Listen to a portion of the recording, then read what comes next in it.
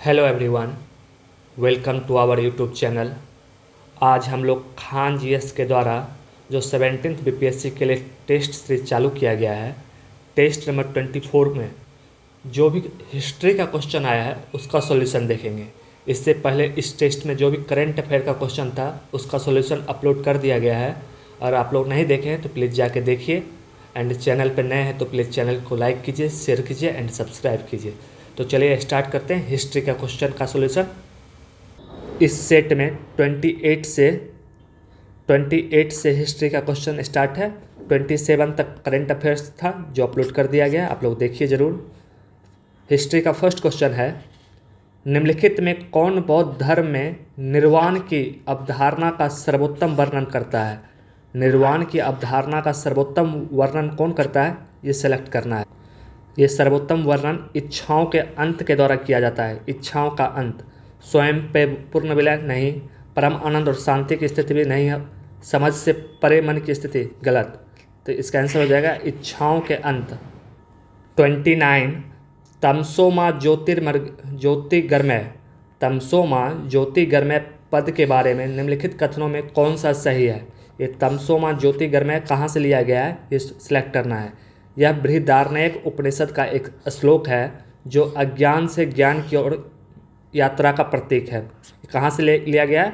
बृहदारण्यक उपनिषद का एक श्लोक है। तो इसका आंसर हो जाएगा ऑप्शन बी।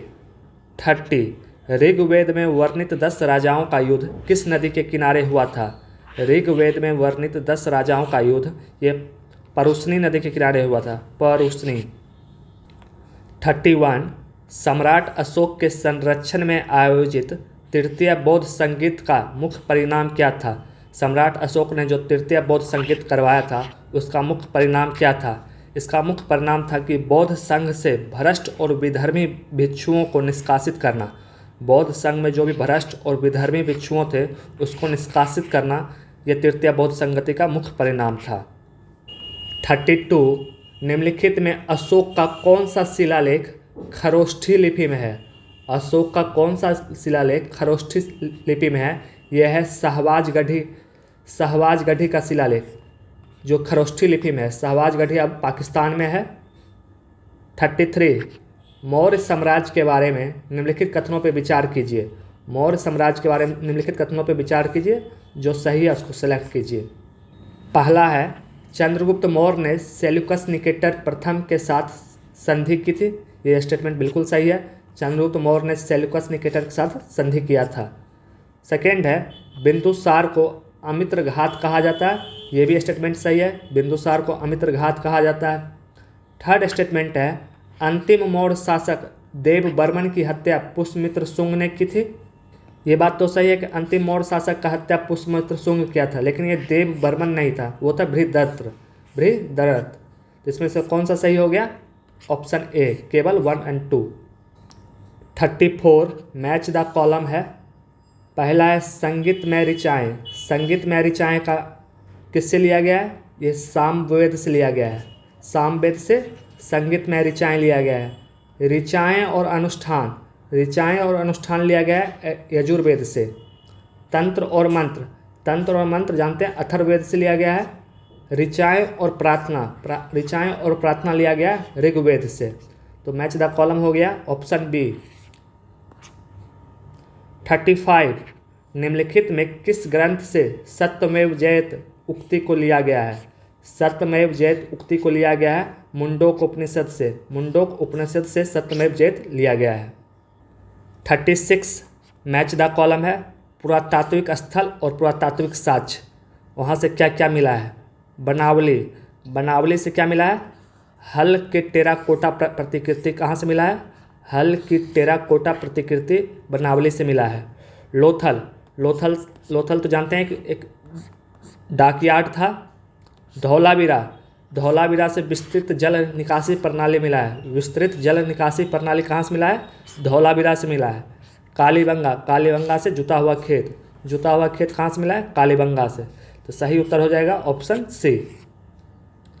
37, वैदिक ग्रंथों में निम्नलिखित में किस नदी का उल्लेख विपाशा के रूप में किया जाता है? विपाशा किस नदी का पुराना नाम है? ये है व्यास नदी का। व्यास नदी का पुराना नाम क्या है? बिपाशा। 38 मैच द कॉलम है व्यक्तित्व और सूफी सिलसिला। ये किस सिलसिला से जुड़े हुए थे? पहला है ख्वाजा मुइनुद्दीन चिश्ती। ख्वाजा मुइनुद्दीन चिश्ती ये चिश्ती सिलसिला से जुड़े हुए थे। शेख अहमद सरहिंद। शेख अहमद सरहिंद ये नक्शबंदिया सिलसिला से जुड़े हुए थे। दारा सिको कादरी सिलसिला से जुड़ा हुआ था। दारा सिको किससे था? कादरी सिलसिला से। शेख शहाबुद्दीन सुहारवर्दी सिलसिला से थे। सुहारवर्दी सिलसिला से थे। फिर से एक बार देख लीजिए इसको। इसका आंसर हो जाएगा ऑप्शन सी। 39 अलाउद्दीन खिलजी ने भूमि कर संग्रह के लिए कौन सा प्रशासनिक सुधार लागू किया था? अलाउद्दीन खिलजी ने भूमि कर संग्रह के लिए एक प्रशासनिक सुधार बनाया था, दीवाने मुफ्त खराज। जिसको क्या कहते थे? दीवाने मुफ्त खराज। ये भूमि कर संग्रह के लिए था।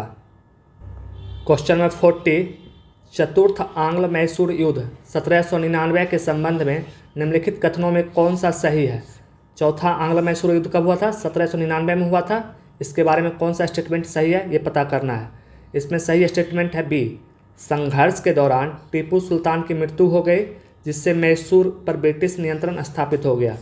चतुर्थ आंग्ल मैसूर युद्ध में ही टीपू सुल्तान का मृत्यु हो गया था। ये ऑप्शन बी इसका सही हो गया। 41 निम्नलिखित विवरणों पर विचार कीजिए। ये विवरण किसके बारे में दिया गया है वो पता करना है। पहला है लॉर्ड वेल्लेस्ली ने इस नीति की शुरुआत की थी। लॉर्ड वेल्लेस्ली ने इस नीति की शुरुआत की थी। इस नीति के तहत सहयोगी भारतीय शासकों को ब्रिटिश सेना को अपने क्षेत्र में अस्थायी रूप से तैनात करने की अनुमति देना और उनके रखरखाव की लागत वहन करना आवश्यक था। तो ये कौन सा नीति था? ये नीति था सहायक संधि नीति। ये कौन लाया था? लॉर्ड वेल्लेस्ली लाया था। तो इसका आंसर हो जाएगा ऑप्शन ए। 42 भारतीय पुनर्जागरण का जनक किसे कहा जाता है? भारतीय पुनर्जागरण का जनक कहा जाता है राजा राम मोहन राय जी को। राजा राम मोहन राय। 43 बंगाल सती विनियम 1829। बंगाल सती विनियम 1829 के संदर्भ में निम्नलिखित कथनों पर विचार कीजिए। पहला कथन है यह भारत के तत्कालीन गवर्नर जनरल लॉर्ड विलिंगडन द्वारा लागू किया गया था। यह स्टेटमेंट बिल्कुल गलत है। ये लागू किया गया था लॉर्ड विलियम बेंटिंक के समय में। लॉर्ड विलिंगडन का तो समय 1931 से 36 था। ये 1829 में हुआ था। उस टाइम कौन थे governor general? Lord William Bentinck. Statement second यह कानून केवल बंगाल प्रांत पर लागू होता था और अन्य प्रेसिडेंसी पर इसका कोई प्रभाव नहीं था। ये भी स्टेटमेंट गलत है। स्टार्टिंग में इसको बंगाल पे लागू किया गया था, बाद में इसको मद्रास बम्बई में भी लागू कर दिया गया था। तो ये भी स्टेटमेंट गलत हो गया। लास्ट है इस अधिनियम ने सती प्रथा को दंडनीय अपराध घोषित किया था। ये बिल्कुल सही है। यह नियम के तहत सती प्रथा को दंडनीय अपराध घोषित किया गया। तो इसमें से कौन सा गलत चुनना था? गलत हो गया ऑप्शन ए। 1 और 2 गलत है। 44 निम्नलिखित युग्मों पर विचार कीजिए। पहला है भारतीय महिला विश्वविद्यालय इंडियन वोमेन यूनिवर्सिटी। ये जेडी मैथ्यू के द्वारा बनाया गया। ये गलत है। भारतीय महिला विश्वविद्यालय डीके कार्वे बनाए थे। डीके कार्वे 1916 में। Lady Hardinge medical college Queen Mary बनाई थी। ये भी गलत है। लेडी हार्डिंग कॉलेज की स्थापना की थी लेडी हार्डिंग्स 1914 में। थर्ड है Bombay native education society. Bombay native education society का स्थापना जगन्नाथ शंकर सेठ के द्वारा किया गया था। ये सही है। तो कितने सम्मिलित हैं? केवल एक। फर्स्ट एंड सेकेंड गलत है। जेडी मैथ्यू ने तो मैथ्यू कॉलेज स्थापना किया था कलकत्ता में। 45 भारत में ब्रिटिश औपनिवेशिक शासन के खिलाफ निम्नलिखित विद्रोह को उनके सही कालानुक्रम व्यवस्थित कीजिए। जो विद्रोह हुआ कब हुआ? पहाड़िया विद्रोह 1778 में हुआ। इसमें देखिए ये आपको नहीं पता होगा, बाकी सब तो आपको पता ही होगा। बेल्लोर में सिपाही विद्रोह 1806 में हुआ था। संथाल विद्रोह 1855 से 56 के बीच में हुआ। कोल विद्रोह 1831 से 32 के बीच में हुआ। इसका सही क्रोनोलॉजी हो जाएगा ऑप्शन बी 1, 2, 4, 3। पहाड़िया विद्रोह, बेल्लोर में सिपाही विद्रोह, कोल विद्रोह, उसके बाद संथाल विद्रोह। 46 लंदन में इंडिया हाउस की स्थापना किसने की थी? लंदन में इंडिया हाउस की स्थापना किए थे श्यामजी कृष्ण वर्मा। श्यामजी कृष्ण वर्मा ने लंदन में इंडिया हाउस की स्थापना की थी। 47 इंपॉर्टेंट क्वेश्चन है। किसने कहा था अप्रैल 1919 में जलियांवाला बाग नरसंहार वह निर्णायक क्षण था जब भारतीय ब्रिटिश शासन के खिलाफ हो गए थे? वह निर्णायक क्षण था जब भारतीय ब्रिटिश शासन के खिलाफ हो गए थे। ये कहे थे AJP टेलर। AJP टेलर के द्वारा यह स्टेटमेंट कहा गया है। 48 निम्नलिखित में कौन सा व्यक्ति 1928 में इंडिपेंडेंस फॉर इंडिया लीग की स्थापना में शामिल था? 1928 में इंडिपेंडेंस फॉर इंडिया लीग की स्थापना में शामिल थे जवाहरलाल नेहरू और सुभाष चंद्र बोस। जवाहरलाल नेहरू और सुभाष चंद्र बोस इसमें शामिल थे। तो इसका सही विकल्प हो गया ऑप्शन सी। 49 गांधी इरविन समझौता के बारे में निम्नलिखित कथनों पर विचार कीजिए। गांधी इरविन समझौता। पहला है कांग्रेस पार्टी को गोलमेज सम्मेलन में भाग लेने के लिए आमंत्रित किया गया। ये स्टेटमेंट बिल्कुल सही है। सेकेंड स्टेटमेंट है सविनय अवज्ञा आंदोलन से संबंधित अध्यादेश वापस ले लिया गया। ये भी स्टेटमेंट सही है। पुलिस कदाचार की जांच के लिए गांधी के प्रस्ताव को स्वीकार कर लिया गया। यह स्टेटमेंट गलत है, इसको स्वीकार नहीं किया गया। स्टेटमेंट 4 केवल उन कैदियों को रिहा किया गया जिन पर हिंसा का आरोप नहीं था। ये स्टेटमेंट सही है। तो सही उत्तर चुनना है, इसका ऑप्शन बी हो जाएगा। 1, 2, 4 स्टेटमेंट सही है, 3 गलत है। क्वेश्चन 50 निम्नलिखित कथनों पर विचार कीजिए। उपयुक्त कथनों में से कौन सा गलत है? गलत को चुनना है। पहला है 24 सितंबर 1932 को दलित समुदाय के प्रतिनिधित्व करने वाले डॉक्टर अंबेडकर और महात्मा गांधी के बीच में पूना पैक्ट पर हस्ताक्षर किया गया। यह स्टेटमेंट बिल्कुल सही है। पूना पैक्ट कब हस्ताक्षर किया गया? 24 सितंबर 1932 को। सांप्रदायिक पंचायत में शुरू में दलितों के लिए 71 सीटों आवंटित की गई थी, लेकिन पूना पैक्ट के दौरान यह संख्या बढ़ाकर 148 कर दिया गया। यह भी स्टेटमेंट सही है। पहले 71 था, उसके बाद अब 148 हो गया। तो गलत पूछ रहा था इसमें ऑप्शन डी। कोई भी स्टेटमेंट इसमें गलत नहीं है। 51 सूची 1 और सूची 2 को सम्मिलित करें। इंडियन नेशनल कांग्रेस का सत्र का अध्यक्ष और वर्ष। पहला है जॉर्ज यूले। जॉर्ज यूले कब बने थे? ये बने थे 1888 में इलाहाबाद में जब सत्र हुआ था। तो जॉर्ज यूले कब बने? 1888 में। Alfred web. अल्फ्रेड वेब बने थे 1894 में जब मद्रास में हुआ था session. Henry cotton. Henry cotton बने 1904 में जब बॉम्बे में हुआ था अधिवेशन। विलियम वेडरवर्न। विलियम वेडरवर्न बने थे 1910 में जब इलाहाबाद में हुआ था। तो इसका सही उत्तर हो जाएगा ऑप्शन डी। ये क्वेश्चन इंपॉर्टेंट है, इसको रिवाइज कीजिएगा ताकि इसमें कन्फ्यूजन होगा। 52 भारत के गवर्नर जनरलों के बारे में निम्नलिखित कथनों पर विचार कीजिए। पहला है पहली रेलवे लाइन लॉर्ड कैनिंग के कार्यकाल में बिछाई गई। ये गलत है। पहली रेलवे लाइन लॉर्ड डलहौजी के टाइम में बिछाया गया था। सेकेंड है विलियम बेंटिक ने रंजीत सिंह के साथ सिंधु नौवहन संधि पर हस्ताक्षर किया था। यह स्टेटमेंट बिल्कुल सही है। विलियम बेंटिक ने रंजीत सिंह के साथ इंडस नेविगेशन ट्रीटी पर साइन किया था। थर्ड है लॉर्ड मिंटो फर्स्ट ने न्याय प्रणाली में सुधार किया, जिसमें प्रत्येक जिला में आपराधिक और दीवानी मामलों के लिए अलग अलग अदालत थी। ये स्टेटमेंट गलत है। ये प्रणाली सुधार किए थे वारेन हेस्टिंग ने, ना कि लॉर्ड मिंटो ने। लास्ट स्टेटमेंट है वेल्लोर विद्रोह जॉर्ज बार्लो के कार्यकाल के दौरान हुआ था। ये बिल्कुल सही है।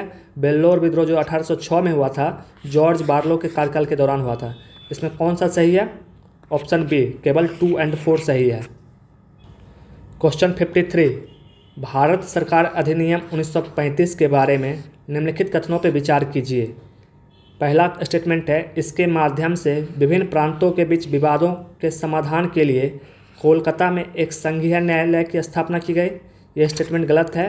कोलकाता में नहीं किया गया था, दिल्ली में एक फेडरल कोर्ट का स्थापना किया गया था, ना कि कोलकाता में। तो यह स्टेटमेंट गलत हो गया। हस्तांतरित विषयों का प्रशासन अब गवर्नर जनरल तथा उसके मंत्रिपरिषद द्वारा किया जाता था। यह स्टेटमेंट बिल्कुल सही है। इसके माध्यम से प्रांतीय स्तर पर द्वैध शासन को समाप्त कर दिया गया। ये भी सही है कि इसके प्रांतीय स्तर पर जो द्वैध शासन था उसको समाप्त कर दिया गया, सेंट्रल लेवल पे लागू किया गया। तो कौन सा सही हो गया? ऑप्शन सी, केवल 2 और 3 सही है। फर्स्ट स्टेटमेंट गलत है। 54 निम्नलिखित में किसने साप्ताहिक समाचार पत्र परिदर्शक प्रकाशित किया? किसने साप्ताहिक समाचार पत्र परिदर्शक प्रकाशित किया? ये थे बिपिन चंद्र पॉल। बिपिन चंद्र पॉल के द्वारा परिदर्शक साप्ताहिक समाचार पत्र प्रकाशित किया गया था।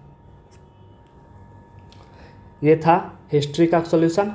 आगे अब साइंस का क्वेश्चन है जिसको अगले वीडियो में अपलोड किया जाएगा। तब तक चैनल को लाइक कीजिए, शेयर कीजिए एंड सब्सक्राइब कीजिए। मिलते हैं अगले वीडियो में। Thank you.